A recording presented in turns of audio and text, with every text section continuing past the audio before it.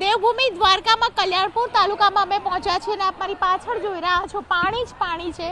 આ જામરાવલ ગામના દ્રશ્યો છે કે જામરાવલ ગામની અંદર ઘણા અર્થમાં જે પાણી ભરાયું છે તેને કારણે લોકો કેટલા પરેશાન છે। આખું ગામ છે તે પાણીમાં ડૂબી ગયું છે અને તેને કારણે ગામના દરેક ઘરની અંદર પાણી જ પાણી છવાઈ ગયું છે।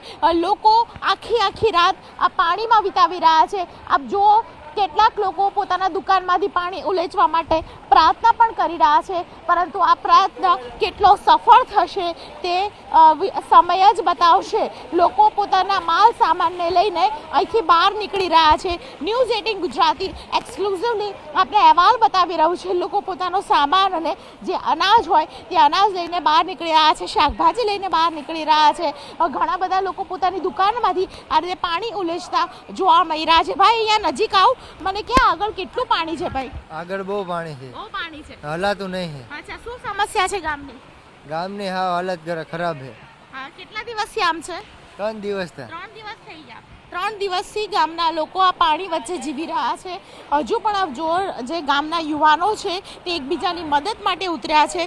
તંત્ર હજુ સુધી પહોંચ્યું નથી, પરંતુ ગામના લોકો છે પાણી એટલું ભરાઈ ગયું છે કે આ પાણીની અંદર ખાસ કરીને છેલ્લા 3 દિવસથી જીવી રહ્યા છે। રાતનો સમય આવે ત્યારે રાતના સમયે અહીં ન તો વીજળી છે કે નથી પાણીની પીવાના પાણીની વ્યવસ્થા છે। આ પાણી વચ્ચે લોકો છે પોતાની જિંદગી જીવી રહ્યા છે। નાના બાળકને જુઓ તો નાના બાળકને લઈને માતા પિતા છે તે આ પાણીમાંથી જ જઈ રહ્યા છે। તેમના હાથમાં ધ્યાનથી જુઓ તો દવાઓ પણ છે। તેમની સાથે પણ વાત કરીશું, જાણીશું કે શું છે। બેન, ક્યાં ગયા હતા? શું થયું છે? ક્યાં ગયા હતા? થોડાક નજીક આવો। શરદી ઉધરસ થઈ છે? હા, આ પાણીમાં કોને? તમારા બાળકને થઈ છે? હા, બાળકને થઈ છે। દવાઓ લઈને આવ્યા છો? ના જાય જાઓ છો, દવા લેવા જાઓ છો? હા, કેટલા દિવસથી આમ પાણીમાં છો ભાઈ? 3-4 દિવસ ઘરમાં ઘોટણ પાણી છે ઘરમાં પાણી છે? હા, હા, તાવ આવ્યો છે બાળકને? હા, શરદી ઉધરસ તાવ આવ્યો છે। આ મેડિકલ સુવિધા માટે આ લોકો પાણીમાં ચાલીને જઈ રહ્યા છે। નાનું બાળક છે જેને છેલ્લા 3 દિવસથી પાણીમાં રહેવાને કારણે શરદી ઉધરસ ને તાવ છે। આ પરિસ્થિતિ ગામની છે। આ ગામ કલ્યાણપુર તાલુકામાં આવેલું છે, જામરાવલ ગામ, કે જ્યાં અહીં પાણી ભરાવાની સમસ્યાને કારણે લોકો ત્રાહિમામ પોકારી ગયા છે। તમે દૂરથી નજર કરો, જ્યાં તમને દેખાશે લોકો ત્યાં તમને જામરાવલ ગામના લોકો પાણીમાં દેખાશે। આખું ગામ પાણીમાં છે અને તેને કારણે ખાસ કરીને જે પરિસ્થિતિ સર્જાઈ છે તે પરિસ્થિતિ પાણી ઉતરવાનું નામ નથી લઈ રહી। છેલ્લા 3 દિવસથી આ પ્રકારની પરિસ્થિતિને કારણે ગામના દરેક વ્યક્તિ છે એકબીજાની મદદે આવી રહ્યા છે।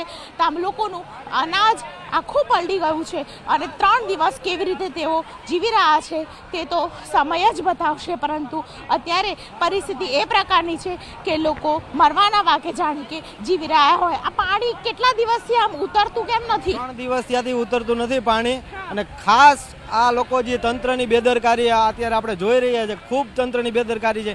એનડીઆરએફની ટીમ પણ આવવાની છે, પણ એનડીઆરએફની ટીમ નથી આવી।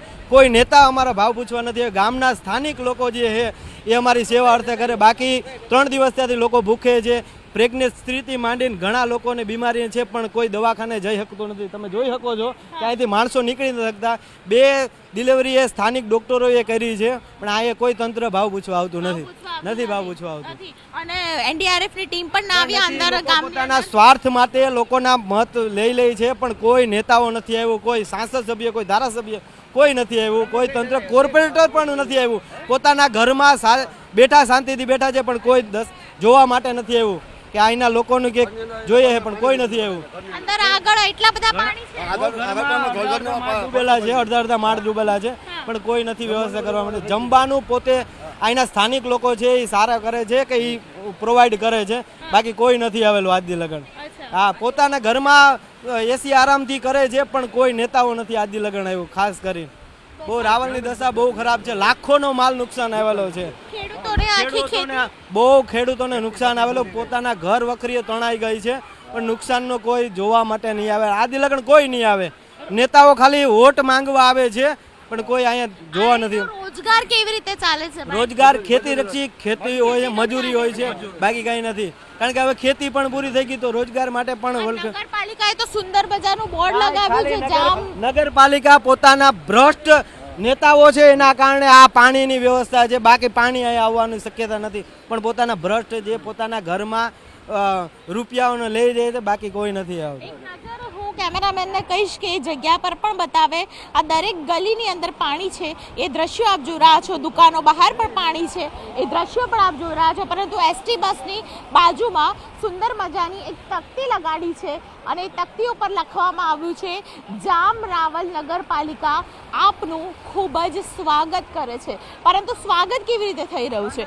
માત્ર ને માત્ર આ પાણીના સહારે, પાણીમાં 3 દિવસ સુધી આ લોકો ત્રાહિમામ પોકારી ગયા છે.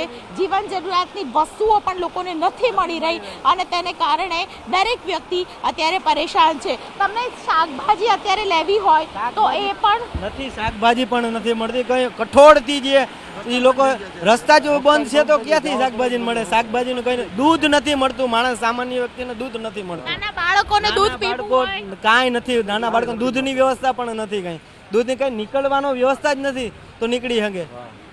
એટલા માટે બધું આ અત્યારે સમજી લો ને કે નગરપાલિકા નેતાઓ પોતાના ઘરમાં આરામથી સોય છે, બાકી નાના માણસો પોતાના બીજા માળે વરસાદમાં ભીંજાય છે, પોતાની વરવખરી વહી ગઈ છે અને બેઠા છે. બાકી પોતે નેતાઓ તો એ આરામ કરે છે. જ્યારે લોકોના વોટ જોતા હોય ત્યારે પોતે આવે છે. બાકી આ પરિસ્થિતિમાં કોઈ મીડિયા સિવાય કોઈ આ રાવલમાં આવેલું નથી.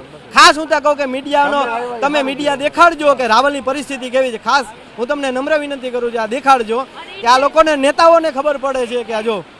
એટલે જ ન્યૂઝ 18 ગુજરાતી ગ્રાઉન્ડ ઝીરો પર પહોંચ્યું છે કે જ્યાં પરિસ્થિતિ એ પ્રકારની છે અમે ઊભા પણ ન રહી શકીએ એટલું પાણી છે. એટલે 3 દિવસથી આ લોકો આટલા પાણીમાં ફોર્સ વચ્ચે કેવી રીતે રહેતા હશે? કારણ કે પાણી છે તે સીધું ધક્કો મારી રહ્યું છે તમને આગળ ધકડવા માટે અને ધીમે ધીમે પાણી એટલું બધું વધી ગયું છે કે પરિસ્થિતિ ખૂબ જ ખરાબ છે. ઉપરથી આવતું જે પાણી છે આખું ગામમાં ફરી વળ્યું છે અને તેને કારણે ગામવાસીઓ ખૂબ જ પરેશાન છે.